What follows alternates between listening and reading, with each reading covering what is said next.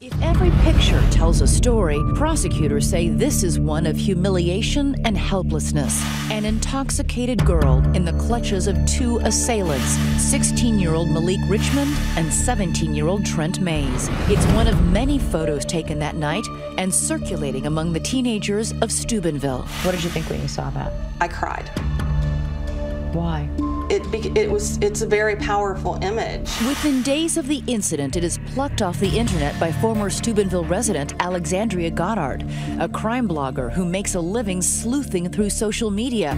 She becomes a crusader on a mission to reconstruct that night and uncover how a night of teenage revelry turned into rape. I got all of the names of the football players, and then I just started looking on Twitter to see if they had accounts. What kinds of tweets did you read? I think the first one that I found was some people deserve to get peed on. And then tweeting the song of the night is Rape Me by Nirvana. I can't imagine your reaction to that. I was appalled. I was shocked. And there are other tweets like, I have no sympathy for whores, and who's this sloppy drunk bitch? Goddard puts the offensive tweets on her blog. Then, yet another appalling revelation. I found that there was a video that had been uploaded with the tags drunk girl and rape.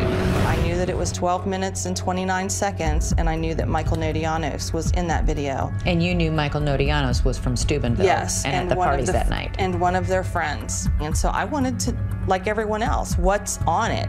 The video shows the former Steubenville student callously joking about the incident. That's like rape. It is rape. Bro, they raped her. You know, you do it? Bro. They raped her. This is the funniest thing I've ever They seen. raped her harder than that cop raped Marcellus Wallace in Pulp Fiction. Goddard's blog piques the interest of another social media watchdog, the mysterious hacker activist group Anonymous, known for its agenda of targeting injustice. It takes things a step further, posting the video online. It goes viral, and suddenly, Nodianos is anything but anonymous. What if that was your daughter? But it isn't. If that was my daughter, I wouldn't care. I'd just let her be dead. And is it really rape because you don't know if she wanted to? She might have wanted to. That might have been her final wish. I couldn't listen to it completely all the way through. It was just that upsetting. A room full of guys laughing about someone that they're stating she was raped. Angry protesters flocked to the doorstep of the Steubenville courthouse during a preliminary hearing, demanding answers to why more boys who knew of the crime, some of whom witnessed it, have not been arrested. We want justice! We want justice! Rape is not a sport! Justice for Jane Doe! Some allege a cover-up, that the football-obsessed town went to great lengths to protect its athletes from punishment. These boys are out walking around. I don't want that trash walking around where I live. The group Anonymous posts its own video, warning anyone it believes involved with the alleged crime to be on notice. The town of Steubenville has been good at keeping this quiet and their star football team protected. We will not sit idly by and watch a group of young men who turn to rape as a game or sport get the pass because of athletic ability and small-town luck. This is a call to arms. At the center of the storm, Trent Mays and Malik Richmond. Before they were tried and convicted, their families gave 2020 exclusive access to their homes, while the boys were under house arrest. The parents say the young men had been normal teenaged boys, never involved in anything criminal before. Linda Mays is Trent's mother. People that know him know that that's not him. He's always been what I think everyone would consider a role model. Even though I'm not Malik's mother, he knows how I feel about him. For Malik, it's another twist in a life story seemingly ripped from a well-known movie script. Do you have any place to stay tonight? Don't you dare lie to me. Come on.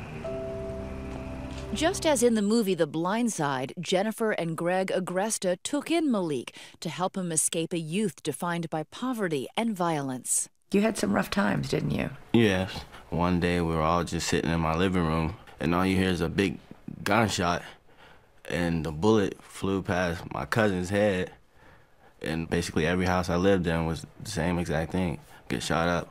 His ticket out from bullets and broken homes was sports. At 8 years of age, Malik joined a Pee Wee football team. Greg Agresta was the coach.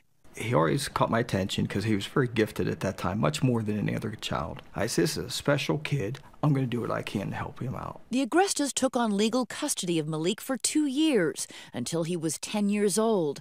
They have remained close ever since. I was looking at your mantle over your shoulder at all the pictures of your family, and Malik is in all of those pictures, or many of them. I mean, was he really a member of your family? Absolutely. But The Blind Side meets Friday Night Lights now meets The Accused.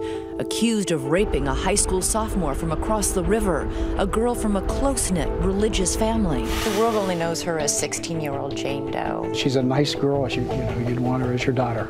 2 teens on the verge of a rape conviction, all because a camera's eye captured evidence that would help the prosecution build its case.